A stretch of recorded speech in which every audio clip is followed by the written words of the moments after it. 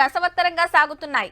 ఎలాగైనా ఐపీఎల్ ట్రోఫీని చేజెక్కించుకోవాలని 10 జట్ల ఆటగాళ్లు తాపత్రయపడుతున్నారు.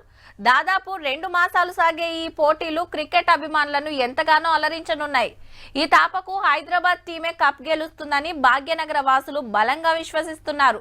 ఇదే సమయంలో ఓ ప్రముఖ ఆటగాడు కూడా అభిమానులను మరో రూపంలో అలరించడానికి సిద్ధమవుతున్నాడు. ఈ జరిగిన సంఘటన మిమ్మల్ని ఏదైనా మనసు బాధ పెట్టినట్టయితే ఎవరినైనా I feel very sorry.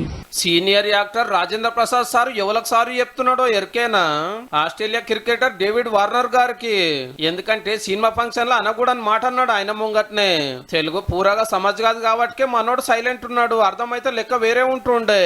Cricket ఆడవయారంటే ఆట్లాడు మామూలుడు కాదండి.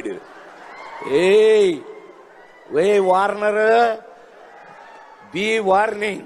ఇవేం మాటలన్నీ అటు క్రికెట్ ఫ్యాన్స్ ఇటు సినిమా ఫ్యాన్స్ నన్మిట్ల వార్నర్ ఫ్యాన్స్ మనిషి కోదికు సోషల్ మీడియాలో అరుచుకునే వరకు దెబ్బకు సారీ చెప్పవలసి వచ్చిందన్నట్టు. నమస్కారం. తెలుగు సినిమా కంపెనీకి ఇంకో యాక్టర్ దొరికినట్టే. ఆస్ట్రేలియా దేశం తోప్ క్రికెటర్ ఇప్పుడు తెలుగులో ఇరగదీస్తున్నాడు. మన సినిమా డైలాగులు దంచుడు, ఇంకేమతోటి మన పాటలకు డాన్సులు చేసుకుంటా బొచ్చడు వీడియోలు తీసుడు ఒగెత్తు. ఇప్పుడు సినిమాలకు పడు ఇంకో లెవెల్. రాబోతున్న రాబిన్ హుడ్ సినిమాలో ఆకలి రగుపడి అదరగొడతాడట డేవిడ్ బాయ్.